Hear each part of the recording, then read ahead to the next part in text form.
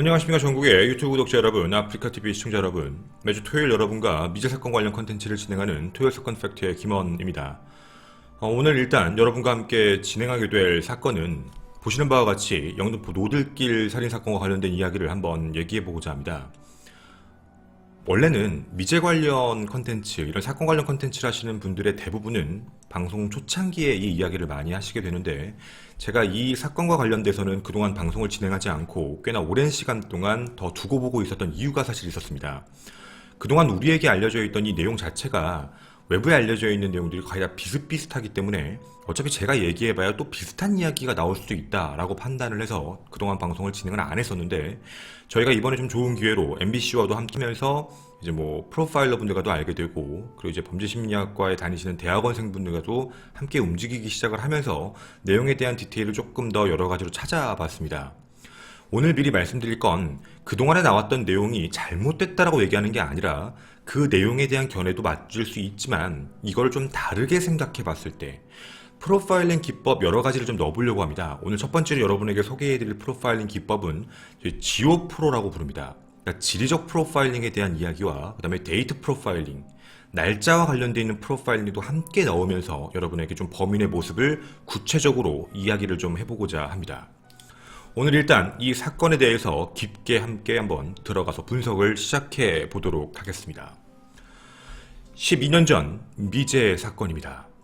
오늘 첫 번째 섹션은 바로 시신의 발견의 이야기부터 먼저 말씀을 드리겠습니다. 2006년 7월 4일 새벽 2시 10분이었습니다. 서울 영등포구 양평 6가 바로 성산대교 부근입니다.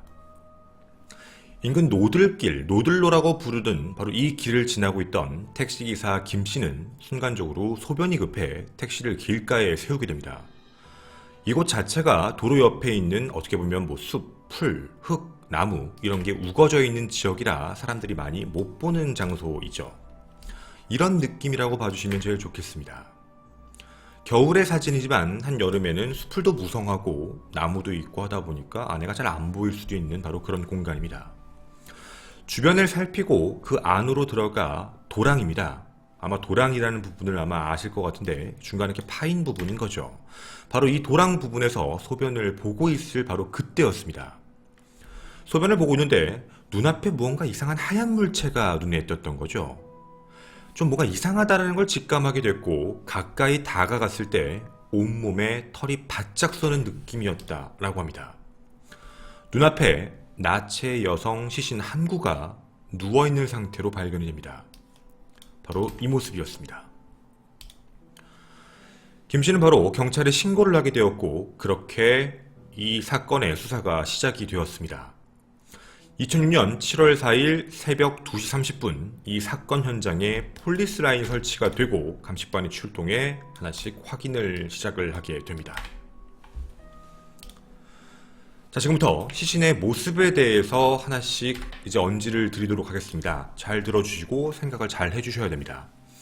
일단 첫 번째, 시신의 겉모습을 봤을 때 좀 특이한 모습이었습니다. 시신은 나체 상태였고 양쪽 팔입니다. 팔을 가슴 쪽에 손을 모아놓은 상태에서 확인되고 무릎을 구부린 상태였습니다.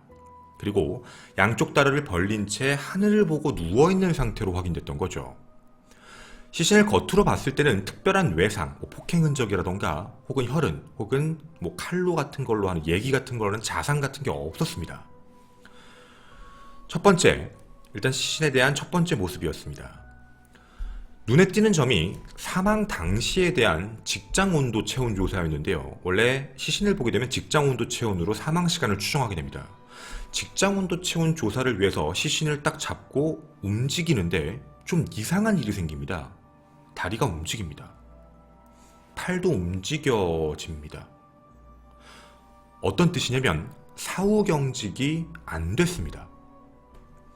사후경직도 얼마 안 된 상태, 직장온도 체온도 낮아져 있지 않은 상태. 좀 예상컨대 사망한 지 얼마 안 됐다라는 얘기입니다. 사망한 지 얼마 안 된 채로 이렇게 유기가 됐다라고 보여지는 현상인 거죠. 국립과학수사연구소의 부검 결과까지 확인해보면 사인은 경부압박 질식사라고 나옵니다.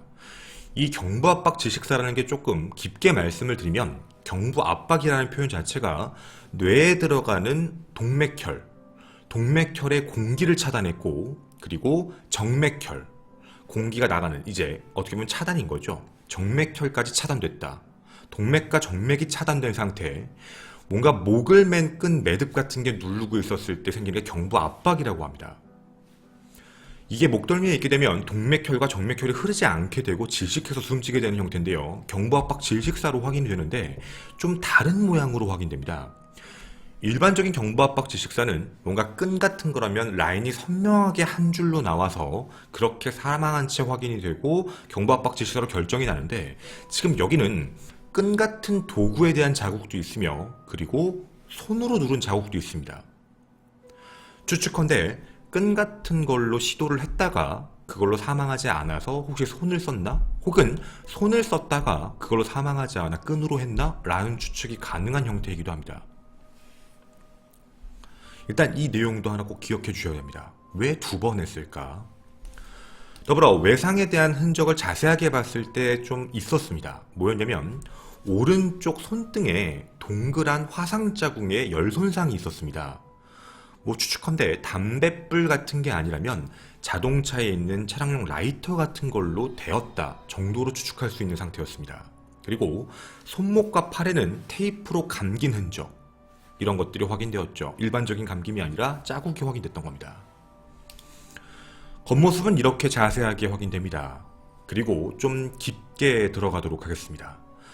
좀 깊게 들어가 보면 시신을 모욕한 흔적이 확인됩니다. 시신의 코와 음부에 휴지를 집어넣어 놓은 상태가 확인이 하나 되고요. 더불어 음모라고 부르는 부분이죠. 음모라고 부르는 부분을 예리한 흉기로 절단해간 형태가 보이게 됩니다. 더불어 시신의 항문에서는 아주 약간입니다. 소량의 정액 반응이 확인됐고, 귓볼과 가슴 부분에는 이빨로 물어 생긴 치은이라는 것도 확인됩니다. 체내 조사를 해봤는데 체내에 성폭행과 관련된 흔적은 없었습니다. 즉 우리가 생각할 때 뭔가 실제로 성행위가 있었다라고 볼 만한 흔적은 전혀 없었던 거죠. 내부에 대한 체내 조사입니다. 그러면 겉에서 뭔가 일이 있었다는 얘기죠. 혈중 알코올 농도를 확인해 본 결과 0%, 즉 술에 취한 상태가 아니었으며, 위장에 음식물도 전혀 없는, 모두 소화된 상태, 그리고 약물 반응도 아예 없는 상태였습니다. 자, 지금 여러분에게 시신의 모습에 대해서 이제 말씀을 다 드렸습니다. 우리가 지금 생각할 때 이거 성범죄자다, 이거 성폭행했구나. 하지만 성폭행하진 않았습니다. 뭔가 좀 이상한 애 같은데? 아마 지금 여기까지 들으실 때 대부분은 좀 이상한 애겠구나 라고만 아마 판단을 하실 겁니다. 하지만 지금 우리는 지금까지 나와 있는 정보를 가지고 조금 분석을 해보고자 합니다. 총 4가지에 대한 합리적 판단인데, 첫 번째입니다. 방금 말씀드린 시신 유기 장소에 대한 이야기입니다. 현재 시신 유기 장소가 굉장히 눈에 띄는 곳처럼 보여지게 됩니다. 물론 겨울철 사진이라서 더 눈에 띌 수는 있겠지만 어찌되었든 자동차가 다니는 대로변에 시신을 유기를 했죠. 근데 이 부분, 왜 이곳을 선택했을까는 좀 이따 마지막에 저희 지리적 프로파일링에서 얘기를 좀 해보기로 하고요. 그보다 앞서서 한번 생각을 해볼 점이 하나 있습니다. 늘상 얘기를 했던 건데, 과연 시신을 유기한 장소와 살해한 장소가 같을까? 이 부분입니다. 자, 경우의 수가 2가지입니다. 어디선가 살해를 하고 시신을 유기하기 위해 이곳에 왔다. 하나는 이곳에서 살해와 유기가 한 번에 진행됐다. 경우의 수는 2가지가 되죠. 그런데 지금 위에 나와 있는 정보에 대해서 기억을 하시면 분명히 유기 장소와 살해 장소가 다를 것이다 라고 밖에 생각이 안 드실 겁니다. 그 이유는 일단 시신의 유류품이 아예 없다는 점. 분명 어디선가 이동했을 가능성이 분명히 있다. 물론 다 가져갔을 수도 있지만 말이죠. 그리고 2번째입니다. 시신에는 어디에도 외상이 없다라고 말씀드렸습니다.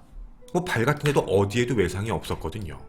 외상이 없었다라는 얘기는 무언가 긁힌 흔적, 움직인 흔적이라는 게 없다는 겁니다. 이 안에서 만약에 강간 같은 행위라던가 성과 관련된 행위와 및 그리고 이제 옷을 벗기는 행위, 그리고 살해 행위까지 있었다면 분명히 어딘가에 긁힌 흔적이라도 나와야 되는데 아무것도 없었다는 겁니다. 그리고 반항적인 행동을 했을 것이다 라고 추측되는 대목이 있는데 손과 팔목에 테이프에 대한 흔적이 남아 있었습니다. 그게 그냥 가만히 있었다는 게 아니라 감긴 상태로 움직이다 보니까 그거에 대한 라인이 생겨서 티가 났던 거거든요. 분명 반항을 했다는 부분입니다. 그런데 이 안에서는 어디에도 흔적이 묻지 않았다는 점. 여러분이 보시는 지금 이 사진을 보시면 아시겠지만 발바닥에도 묻은 게 아무것도 없습니다. 시신이 굉장히 깨끗한 상태라는 거죠. 자, 그러면 우리가 이런 부분을 종합적으로 판단해 봤을 때 시신 유기 장소에 대한 부분은 살해와 유기가 다른 공간이다 라는 판단이 서게 됩니다. 그러면 이 둘 다른 공간이구나 라고 하게 되면 이제 이런 생각이 하나가 더 들게 되죠. 장소가 하나 있는 겁니다. 이 장소는 나체의 시신을 들고 올 수 없는 공간, 즉 시신을 옮기는데 분명 범인 혹은 범인들은 자동차가 필요한 상황입니다. 자동차가 꼭 있어야 되는 범인의 모습이면 여기가 노들길 자체니까, 그리고 자동차를 와서 시신을 옮길 만한 운송수단이 있어야 됩니다. 그러면 범인 혹은 범인들은 피해자를 데리고 다른 장소가 하나 있어야 되며 거기서 범행을 저지른 뒤에 자동차를 이용해서 유기를 했다라고 보는 좀 더 확대적인 시신이 확인이 됩니다. 더불어 말씀드린 대로 시신이 엄청나게 깨끗하다라는 부분도 이상한 거죠. 도랑의 알몸인데 깨끗하다는 점. 그러면 이런 생각인 겁니다. 애초에 납치를 저질러서 창고 같은 곳, 무언가 더러운 곳에서 일이 발생했다라고 보기보다는 집 같은 곳에서 범행을 저질렀거나 혹은 창고 같은 곳에서 범행을 저질렀는데 그게 끝나고 난 뒤에 시신을 닦았다라고 밖에 보여지지 않는 상황인 겁니다. 어찌되었든 뭐가 되었든 간에 어느 공간적인 것과 이동수단을 가지고 있는 범인의 모습입니다. 현재까지 시신 유기 장소로 추측할 수 있는 모습이네요. 두 번째입니다. 직장 온도 체온과 사후경직에 대한 이야기를 드렸습니다. 사건이 발생한 시신이 발견된 이날 새벽 시간의 온도는 27도였습니다. 새벽인데도 불구하고 좀 높은 온도를 유지하고 있던 상황이었죠. 직장 온도라는 건 사망 후에 시신의 온도가 외부의 온도에 맞춰지는 부분, 그거보다 얼만큼 떨어졌는가에 대해서 추측을 하는 부분인 건데요. 사후경직도 마찬가지인 겁니다. 시신의 사후경직이 없었다는 점, 대부분 사망한 뒤 3시간 정도부터 발생하는 게 이제 사후경직이거든요. 그러면 피해자가 발견되었던 시각이 새벽 2시 10분, 3시간 이내 그 이상이라고 가정을 해보면 2006년 7월 3일 밤 11시 10분부터 7월 4일 새벽 2시 10분 사이 사망 후 유기되었다라고 보는 게 가장 합리적입니다. 물론 사망 시간은 그것보다 더 전일 수도 있죠. 7월 3일 어느 날짜 시간일 수도 있는 겁니다. 이 정도까지도 추론이 아마 될 겁니다. 그 다음 더불어 세 번째입니다. 혈중 알코올 농도에 대한 이야기인데요. 혈중 알코올 농도가 0이다 라는 이야기는 아예 취하지 않았다. 술을 마셨더라도 시간이 꽤 지난 상태라 알코올이 다 분해되었다. 이 정도의 가능성입니다. 두 가지의 가능성일 수 있죠. 이뿐만 아니라 위장에 어떠한 음식물도 없다라는 건 이미 소화가 다 됐다. 사람이 사망하기 직전까지 꽤나 오랜 시간 동안 음식물 섭취가 없었다라는 이야기입니다.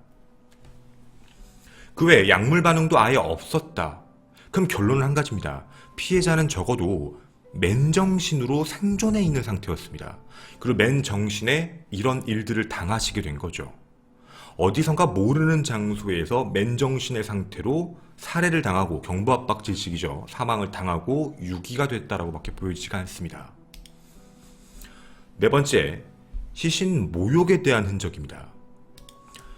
이 범행 행위에서 가장 이상한 게 모욕적 행위라고 얘기하는데 시신에서 치은, 아까 말씀드렸던 이빨로 물었다라는 치은 흔적이 발생됐고 그리고 나체의 상태에 묶인 흔적까지 있으면 누구나 다 성폭행을 이야기합니다. 하지만 이 사건은 성폭행에 대한 흔적 자체가 없습니다. 항문에 약간의 소액의 정액이 묻어있다 정도만 확인됐지만 되게 미량이라 대조 DNA 정도로만 검출됐습니다. 어떤 사람들은 다른 사람, 연인 관계의 DNA일 수도 있다라고 얘기하지만 아까 말씀드린 귀볼, 그리고 이제 가슴 쪽에 있던 치은 쪽에 묻은 그 DNA와도 일치하기 때문에 어쨌든 범인의 DNA는 맞습니다. 성폭행의 모습을 띠는데 실제로는 성폭행을 하지 않은 사람인 거죠. 정확히는 성폭행을 못했을 수도 있고요. 하지만 성적 쾌락을 이상한 쪽으로 푸는 사람, 일종의 성도착증 환자의 모습이 나타나는 건 사실입니다. 그리고 코와 성기에 휴지를 넣었다, 손등에 열 화상을 입혔다, 음모 부분을 잘라갔다. 어떻게 보면 트로피적 개념인 거죠. 대부분 성도착증 환자들이 많이 저지르는 겁니다. 자기가 이렇게 어떻게 보면 지배했다라는 시신을 유기하지만 그거에 대한 증거가 남아있지 않아 그 부분에 음모를 일부 잘라가는 행위들. 약간 느낌이지만 성적 부전 현상이 약간 있는 사람일 확률이 높고 성도착증 환자일 확률이 좀 높다라는 느낌인 겁니다. 물론 정확하진 않을 수도 있지만 말이죠. 정상적인 성범죄의 모습은 절대로 아닌 겁니다.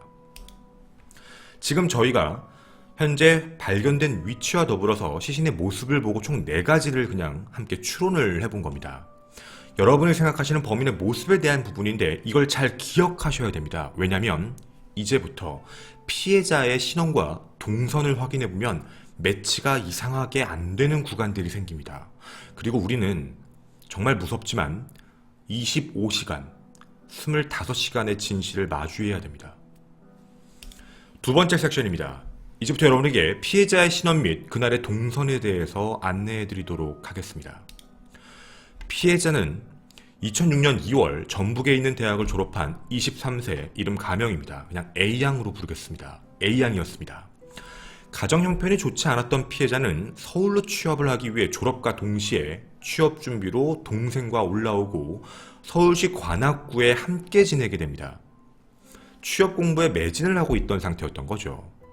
평소에 절약을 하기 위해 취업 때까지는 핸드폰도 발신 정지 상태였습니다. 즉 수신은 가능하지만 발신이 안 됐던 상태였던 거죠. 그리고 그렇게 시간이 지나 7월 2일이 된 겁니다. 7월 2일은 바로 A양의 생일이었습니다. A양은 생일을 축하해줄 고등학교 동창 E씨를 만나게 돼서 홍익대 인근에서 만나 모처럼 술을 마시게 됩니다. 여러 안주와 술자리를 보내며 점점 취기가 올라갔던 A양이었죠. 당시 마지막 사진일지 몰랐지만 그녀의 피해자 마지막 모습입니다. 술의 취기가 좀 많이 올랐는지 모르겠습니다. 7월 3일 새벽 1시가 됩니다. 기억을 좀 잊으셨을까봐 다시 한번 말씀드리지만 시신이 발견된 시각은 7월 4일 새벽 2시 10분입니다. 7월 3일 새벽 1시, 약 25시간 전입니다. 좀 생각할 시간이 필요하다, 뭔가 생각 정리를 하고 싶다 라고 친구에게 이야기를 하면서 한강에 가고 싶어 라는 이야기를 하게 됩니다. 그래서 E씨와 A양은 함께 한강에 가기 위해 택시를 탔고 당산역 방향, 왜냐면 홍대 부근과 가장 가까운 한강이라는 게 당산역 쪽입니다. 그 방향으로 가게 되죠.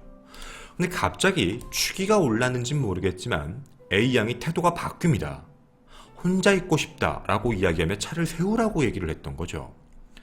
당산역 4번 출구였습니다. 4번 출구에 차를 세워라 라고 얘기하고 차가 서자마자 혼자 뛰어서 어느 공간으로 뛰게 됩니다. 근데 바로 그 공간이 어느 공간이었냐면 굉장히 어두컴컴한 공간. 이 지역 주민들은 토끼굴이라고 부르는 지역입니다.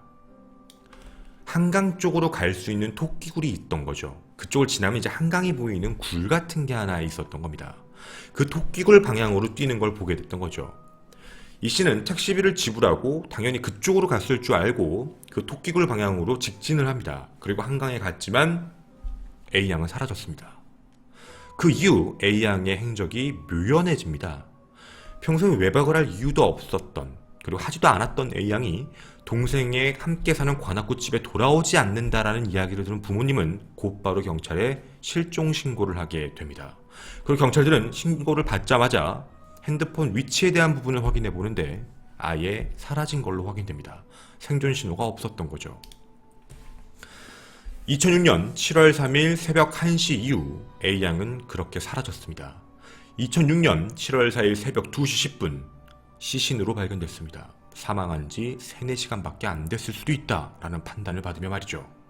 시간이 25시간입니다. 우린 이제 궁금한 게 25시간 사이의 비밀입니다. 도대체 어떤 일이 있었을까에 대한 부분인 거죠. 자, 일단은 위에 나온 얘기에 대해서 몇 가지 정리를 좀 해보도록 하겠습니다. 피해자는 당시 생일을 축하해주는 친구와 술을 함께 많이 마시게 됩니다. 그리고 무언가 문제가 서로 얘기에 문제가 있었는지 모르겠지만 그동안 심리적인 상태에 봤을 땐 좀 부담감, 압박감 같은 스트레스가 좀 있어서 한강을 가지 않았을까 정도의 추측입니다. 근데 우리에게 되게 이상해 보이는 건 실종된 25시간이었죠. 만약 그녀가 실종된 지 얼마 안 된 상태에서 이런 일이 발생됐다면 우리가 위에 나온 얘기가 어긋나는 결과들이 만들어집니다. 첫 번째, 그녀는 만취 상태로 실종됐습니다. 그리고 안주도 많이 먹은 상태에서 실종되었죠. 하지만 아까 위에 말씀드린 국가수 부검 결과에 따르면 그녀의 혈중 알코올 농도는 0입니다. 더불어 위의 음식도 아예 없었습니다. 즉, 그녀는 실종이 된 새벽 1시 이후에 모든 술이 다 깰 때까지 살아있던 상태입니다. 술이 다 깨고 위의 음식이 다 소화될 때까지는 적어도 살아있던 상태란 얘기입니다. 즉, 취한 상황이 아닌 거죠. 사리 분별이 가능하고 맨정신의 상태, 내가 어디 있는 거지? 여기 어디지? 두려움을 느낀다면 두려움을 그대로 느낄 수 있는 바로 그 상태였던 겁니다. 둘째, 살아있던 상태에서 반항은 있었습니다. 아까 보셨죠? 사후 경직 부분도 확인해보면 25시간, 마이너스 3시간 정도를 최대치로 두겠습니다. 그럼 약 최대 22시간 정도는 생존했습니다. 납치 혹은 감금의 형태로 어딘가에 맨정신의 상태에서 22시간 최대입니다. 최대 22시간 정도를 피해를 당하고 있던 상태였던 거죠. 우리가 마주해야 될 되게 불편한 진실인 겁니다. 자, 이제 그러면 우리는 가장 궁금한 25시간의 행적을 찾아야 됩니다. 실종된 이후의 행적에 대한 부분이었는데 사건의 단서를 찾기 위해 인근 지역을 수색하기 시작합니다. 그 인근 지역이 어디였냐면 실종된 기점부터죠. 너무 단순했던 겁니다. 4번 출구부터 토끼굴 방향. 근데 4번 출구에서 토끼굴로 가는 방향에서 바로 확인됩니다. 찾는데 오래 걸리지가 않았던 거죠. 아니, 친구는 그걸 왜 못 찾았을까? 못 찾을 만한 환경이었습니다. 가는 길 쪽에 오른쪽으로 무언가 비어있는 당산 이동 노인회관이라고 부르는 비석이 하나 존재합니다. 바로 이겁니다. 옆으로 빠져있는 길입니다. 약간 튀어나와 있고 들어가 있는 길이라고 봐주시면 좋겠습니다. 저 뒤쪽 부분, 추측컨대 저 뒤쪽 부분에 피해자가 있지 않았을까라고 추측되는 구간입니다. 즉, 같이 차를 타고 왔던 친구 입장에선 한강을 보러 가자고 했기 때문에 토끼굴을 지나 한강으로 갔다고 생각을 했기 때문에 당연히 그쪽을 찾았던 거고, 경찰분들은 수색을 하다 보니까 되게 빨리 발견을 했던 거죠. 바로 옆에 뭔가 이상하게 보였던 겁니다. 여러분이 보이는 이 소지품, 혹시 가방 보이십니까? 피해자의 가방과 같은 가방입니다. 노인회관 비석 옆에는 티셔츠, 속옷, 구두, 지갑, 선글라스, 가방이 발견됩니다. 근데 이게 그냥 놓여 있는 게 아니라 굉장히 가지런하게 놓여 있었습니다. 당시 유류품들인데요, 무언가 흩뿌려져 있다라는 느낌이 아닙니다. 정확하게 가지런한 상태로 마치 누가 벗어서 둔 것처럼 그런 느낌으로 가지런하게 두고 있던 상태였습니다. 더불어 가지고 있던 현금도 그대로 있는 상태, 누가 현금을 가져간 것도 아니었죠. 유일하게 사라진 게 단 한 가지였습니다.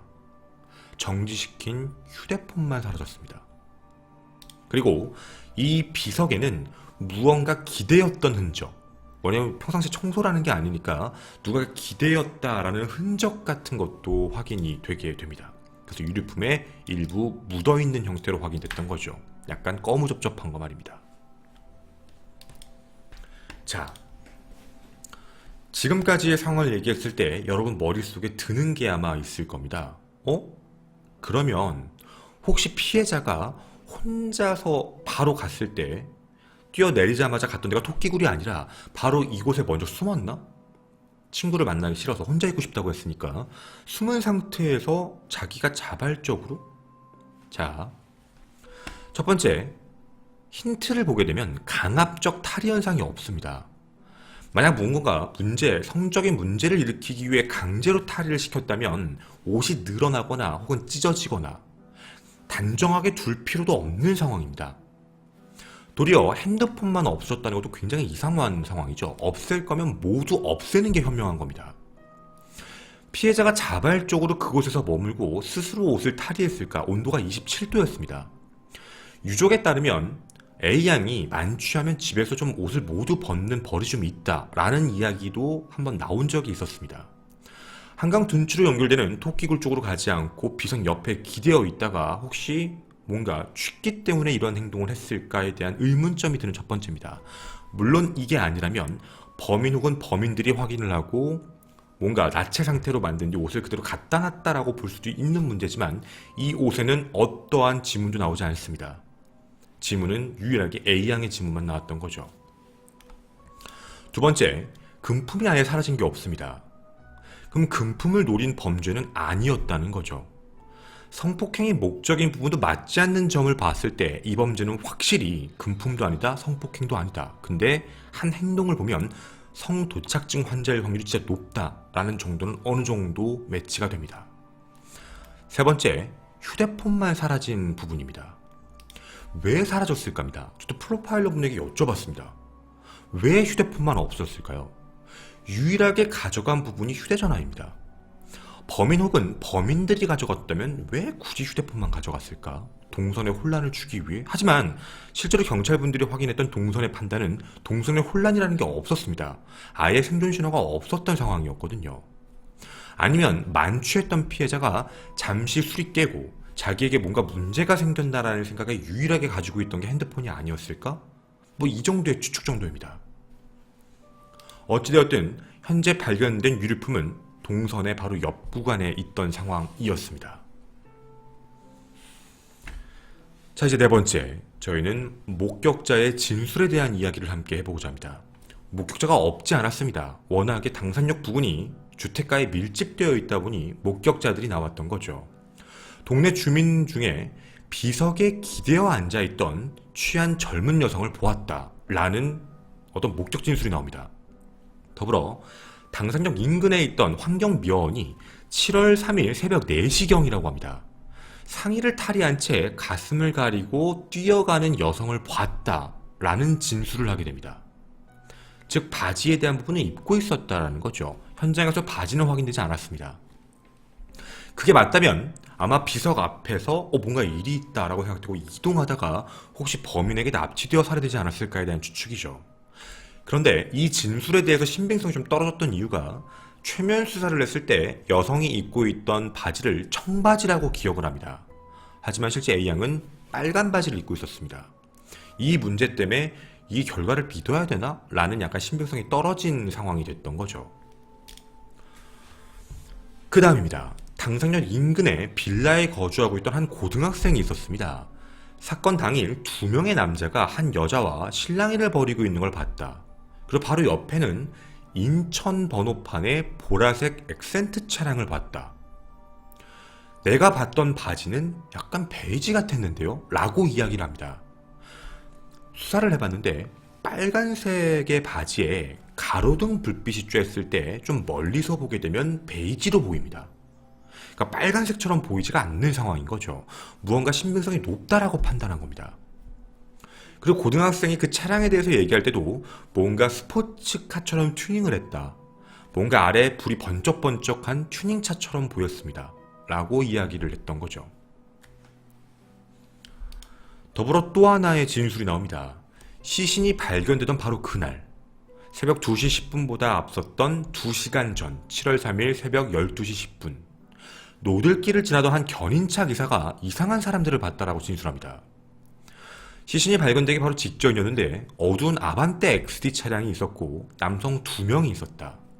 한 명은 하수 옆에 서성였고 한 명은 썬팅된 차 안에 있었다. 근데 그 둘이 얘기하는 걸 지나가다가 들었는데 경찰차인가? 아, 견인차네 라고 하는 걸 말하는 걸 봤다.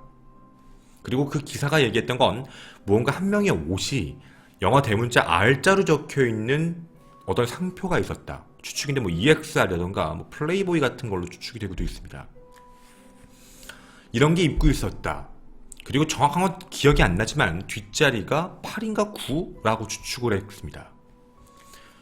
당시에 이 모든 부분을 종합해서 차량도 조사를 했지만 체포는 되지 않았습니다. DNA로 대조가 안 됐던 거죠. 일단 첫 번째 진술보다 두 번째, 세 번째 진술이 좀 비슷하게 나왔던 점, 그리고 확인이 됐던 점이 있었습니다. 2006년 당시에 튜닝차들 모임이 노들길 옆 토끼굴에 많이 모였다고 합니다. 당시 주민들도 그걸 기억하고 민원 신고를 굉장히 많이 넣었다라고 하더라고요. 너무 시끄럽기 때문에. 혹시 그 모임과 관련된 게 아닐까 정도의 추측도 하나 나오게 됐던 겁니다. 자, 일단 목격자까지의 이야기가 전부 다 나왔습니다. 이제 우리는 범인에 대한 흔적을 조금 더 깊게 들어가 봐야 될 것 같습니다. 이 분석은 좀 다른 분들의 분석과는 다를 수 있지만 그분들의 분석이 잘못됐다고 얘기하는 게 아닙니다. 저희와 함께 준비해 주시는 분들의 새로운 견해라고 봐주시면 좋겠습니다. 프로파일링은 계속 발전 중입니다. 첫 번째, 지리적인 프로파일링을 좀 해보고자 합니다. 그걸 지오프로라고 부르게 되는데, 지리적 관점. 첫 번째, 실종된 지점이 당산역 4번 출구. 두 번째, 소지품이 발견된 게 당산이동 노인회관 비석. 세 번째, 시신이 발견된 게 영등포 노들길입니다. 바로 이 동선입니다. 첫 번째와 두 번째, 실종된 부분부터 소지품 발견까지는 걸어서 2분 거리. 두 번째 부분, 비석부터 영등포 노들길까지는 승용차로 4분 거리입니다. 아무리 길어봤자 이 안에서의 거리의 동선은 최소 6분이면 다 끝나는 거리입니다. 걸어서 몇 분 거리 안에, 차로 몇 분 안에서 모든 범행이 이루어졌다. 즉, 납치, 그리고 살인, 그리고 유기까지. 분명 이 동네의 지리를 알 확률이 높다. 근데 보통 범죄자가 자신의 심리적인 걸 안정시키기 위해 가까운 곳에서 범행을 저지르는 심리거든요. 그래서 아마 바운더리 자체가 이곳에 살고 있거나 혹은 이곳이 직장일 확률이 높지 않을까 정도의 추측입니다. 두 번째입니다. 우리가 가장 궁금한 부분인 거죠. 도대체 왜 이곳에다가 시신을 버렸을까? 눈에 띄는데. 사람들은 그렇게 얘기합니다. 영웅적, 과시적 심리 같은 게 있다. 물론 틀린 건 아닙니다. 성도착증 환자의 특징이거든요.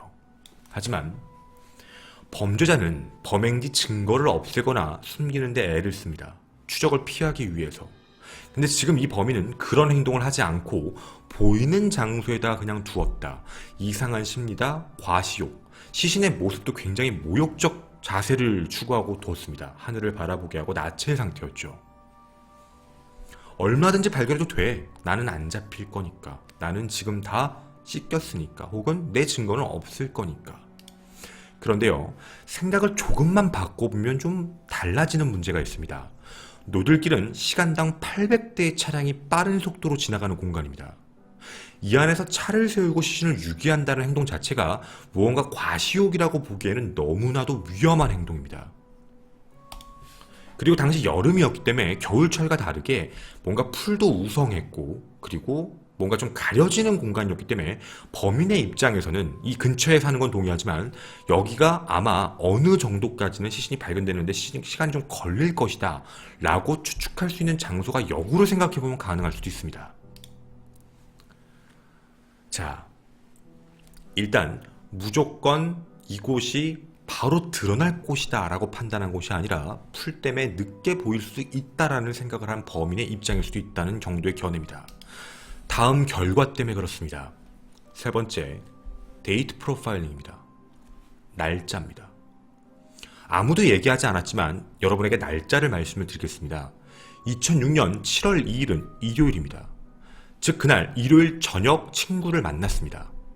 그리고 술을 마시고 함께 차를 타고 이동했던 시간, 택시를 타고 이동한 시간 7월 3일 월요일 새벽 1시였습니다. 월요일입니다. 시신은 7월 4일 새벽에 확인됐거든요. 월요일이 넘어가고 화요일 새벽이었습니다. 어딘가 분명 감금되어 있을 확률이 높죠. 그 사람이 그냥 그대로, 예를 들어서 아까 말씀드린 그 비석에 술이 깰 아침 때까지 그대로 있었다라는 전제조건, 뭐 한 새벽 4, 5시까지 있었다는 전제조건이면 그 여성은 그냥 그대로 이동하고 집에 가면 끝나는 문제인 겁니다. 그런데 그렇게 하지 않고 낮 시간 밤 시간까지 나타나지 않았다는 점, 어딘가에 감금이 돼 있었다는 게 더 확률이 높습니다. 그리고 그 이후에 사망을 했겠죠. 근데요, 납치를 할 가능성이 있는 것도 월요일 새벽 시간입니다. 그리고 시신을 유기한 것도 화요일 새벽 시간입니다. 즉 다시 말씀드리면 월요일과 화요일 낮 시간, 낮과 관련된 부분에선 사람을 죽이지도 않았고 더불어 시신을 유기하지도 않았습니다. 그러면 어쩌면 범인은 월요일과 화요일 날 출근해야 되는 사람이 아닐까에 대한 추측입니다. 월요일도 출근해야 되고 화요일도 출근해야 되는 사람. 그래서 직장인인 확률이 좀 높지 않을까? 일요일에서 월요일로 넘어가는 그날 우연하게 피해자를 보게 됐고 피해자를 납치 감금을 해서 성과 관련되어 있는 부분이겠지만 어쨌든 그런 준비를 했는데 당시 아침이 되면 출근을 해야 되는 사람. 근데 이 사람이 도망갈 수도 있을 확률. 이 사람을 그대로 이제 방에다 둔 채 가야 되는 상황. 그러면 네 번째입니다. 범인이 한 명일까요? 범인이 한 명일 확률이 낮아집니다. 그것이 알고 싶다 프로그램은 다른 견해로 범인이 두 명일 확률을 얘기했는데 저희는 지금 이 부분으로 범인을 두 명 정도를 생각합니다. 범인이 한 명이지 않을 확률. 왜냐면 한 명이 직장 출근을 한다라는 가정하에 한 명은 감시를 해야 되는 입장도 있습니다. 만약에 납치를 했다는 것도 문제가 되죠. 납치를 했을 때 차에다가 납치하고 정신이 멀쩡한 사람을 두고 운전할 수도 없습니다. 어떤 저항을 할지도 모르고 더불어 시신을 혼자 움직이기도 어려운 상태일 수도 있습니다. 나체의 상태로 이동하면 분명 목격자도 있어야 된다는 점, 더불어 이동 동선 자체도 길지 않다는 점, 승용차를 납치하고 감금한 뒤 한 명은 감시하고 한 명은 출근을 하고 이따가 밤에 갔다 와서 처리하자. 회사 일이 끝나고 난 뒤 밤 시간, 그리고 그 시간에서 일이 터졌고 사망한 시신을 새벽 시간에 유기하고 아무렇지 않게 산 흔적. 손과 발에 테이프를 감았다. 납치하고 난 뒤 자신의 공간에 혹시 하지 않았을까에 대한 추측인 거죠. 이렇게 범인의 모습을 잡아본 겁니다. 어느 정도 프로파일링을 했을 때 범인의 모습을 보면 이때 당시 2006년 당시 당산 쪽에 직장 혹은 뭔가 집이 있을 사람, 최소 2명, 자동차 동호회 활동을 했거나 튜닝카 모임을 자주 했던 사람, 더불어 차량에 대한 부분은 아반떼 X3 차량이 아니면 엑센트 차량일 확률, 혹은 그 두 대 다 두 명의 차량일 수도 있죠. 그런 상황, 그리고 더불어 이들은 둘 중에 한 명은 직장 생활을 할 수 있는 사람, 한 명은 직장 생활이 아닌 감시를 해도 되는 혹은 뭔가 일용직 같은 걸 할 수 있는 사람, 이 정도의 추측에서 범인의 모습이라고 나와 있는 부분입니다. 여러분이 생각하시는 범인의 모습이 어떤지 궁금합니다. 마지막 흔적이 나왔던 적도 있었습니다. 2012년 3월 9일 한 아파트 공중전화로 전화가 오게 됩니다. 노들길 살인사건의 담당자를 바꿔달라. 말씀드릴 게 있다. 난 용의자 2명에 대해서 알고 있다. 당시 배포한 이 몽타주 사진 비슷하기 맞지만 키는 5cm가 작다. 사건 수사는 처음부터 잘못되었다. 당시 함께 있던 친구들을 다시 수사해봐라 라고 하고 전화를 끊었다고 합니다. 하지만 단서도 없고 아무것도 없는 상태라 답보와 진행이 불가능했던 거죠. 다들 이렇게 생각합니다. 장난전화 아닌가? 근데 다들 장난전화라고 하지 않는 이유가 사실 있습니다. 외부에는 다 알려지지 않았지만 전화를 했을 때 내용 자체가 굉장히 구체적이었습니다. 외부에 알려지지 않은 내용들까지 전부 구체적으로 언급을 했기 때문에 이건 장난전화가 아니다라고 판단을 했던 거죠. 자, 이제 그럼 우리가 알고 있는 모든 정황 증거를 혹시 모르지만 이곳에 맞춰보면 혹시 이야기가 달라질까요? 만약 이 말이 맞다면 처음부터 수사가 잘못되었다라고 얘기를 했으니까 그렇다면 혹시 범인은 피해자와 알고 있는 사람이 아닐까요? 혹은 이 씨와 알고 있던 사람, 적어도 이 씨가 피해자와 술을 마시고 있는 걸 혹시 알고 있는 사람이었을까? 만약 이 말이 맞다는 전제 조건입니다. 당산 쪽에 살고 있으며 혹시 알고 있었고 그 위치에 대해서도 알고 있었던 사람, 혹은 야 친구가 없어졌어, 내 친구인데 없어졌어, 이쪽에서 없어진 것 같아 라는 이야기를 전에서라도 들을 수 있던 사람. 야, 우리 사는 쪽에 내 친구 아는 애인데 술 취해서 사라졌대. 물론 그걸 직접 받은 사람 말고 통해 들은 사람일 확률, 물론 추측입니다. 여러분이 판단하시는 범인의 모습이 얼마만큼 구체적으로 갔는지 모르겠습니다. 그동안 노들길 살인 사건에 대한 범인의 모습은 구체적으로 보이지가 않았던 사건 중에 하나입니다. 하지만 시간이 지나 과학기술도 발전하고 프로파일링 기법도 점점 발전하며 점점점 윤곽이 잡혀가고 있습니다. 더불어 DNA도 남아있는 상태거든요. 현재까지도 계속적으로 조사하고 수사 중입니다. 현재 영등포 경찰서도 똑같이 얘기하고 있습니다. 분명 잡을 수 있다 라고 이야기하고 있죠. 궁금합니다. 이 영상에 대해 이 사건의 범인들이 이 영상을 볼 수도 있다고 생각합니다. 비웃을지 아니면 두려울지 모르겠습니다. 하지만 여러 사람들이 아직 당신들의 범죄에 대해서 잊지 않고 있고 여러 가지 가능성을 두고 조사하며 점점 당신들의 숨통을 조이고 있다는 걸 잊지 않으셨으면 좋겠습니다. 저는 토요 사건 팩트의 김원희였습니다. 감사합니다.